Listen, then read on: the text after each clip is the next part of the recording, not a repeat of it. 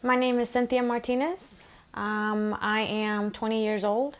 I was born in Monterrey, Nuevo León, Mexico, but I was brought to the United States, and I lived in my hometown is Sanford, North Carolina. I'm an aspiring student. That's what I want to do. I currently work at Medeli, and I am a new member of the NC Dream Team.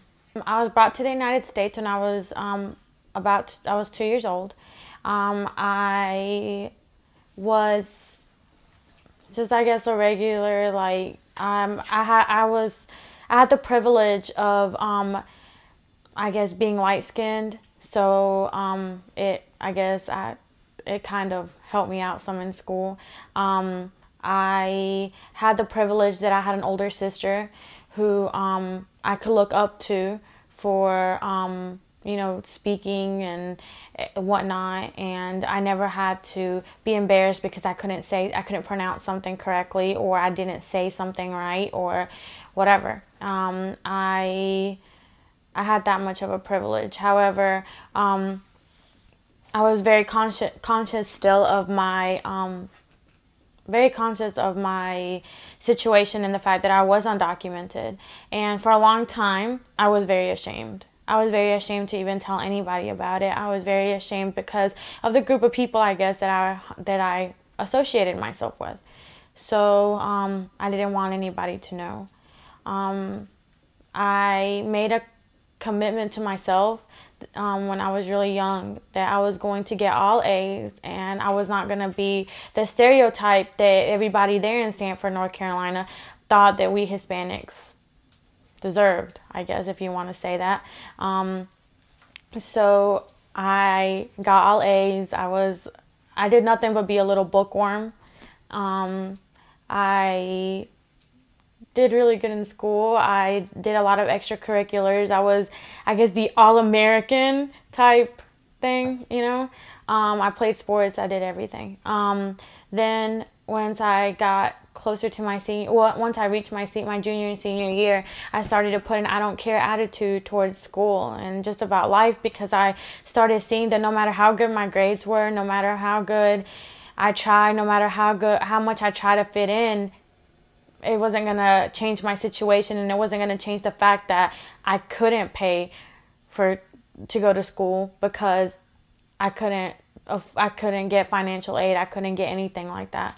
So I still graduated with above a 4.0. I still graduated top 15 in my class, but that didn't help me any, because I'm still in the situation that 2 years later, I have not gone to school.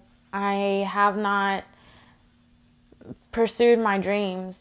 So more than anything, I'm here to give myself that chance, as well as the rest of the undocumented youth that are out there that are in that same situation, because I'm not the only one.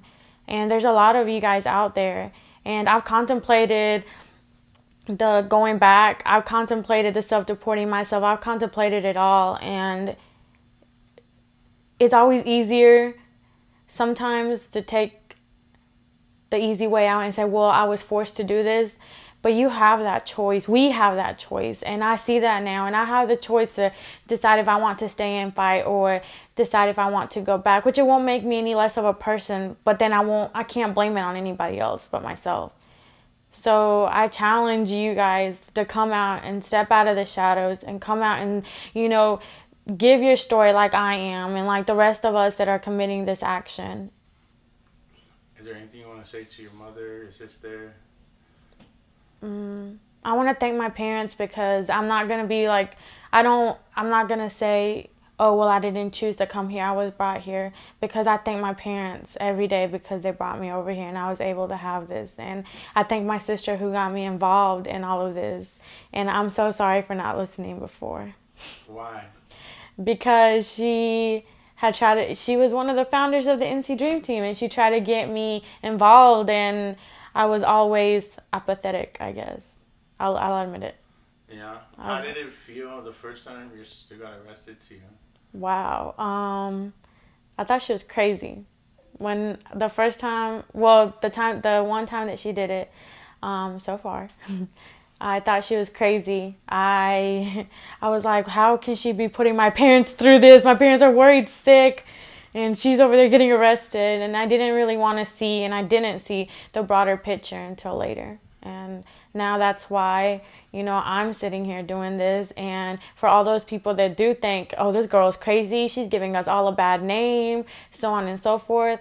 After 10 years of advocating and petitioning, nothing's happened. I think it's time to take action. And that is what we're doing right now. My name is Cynthia Martinez. I'm 20 years old and I am undocumented, I'm unafraid, and I'm unapologetic.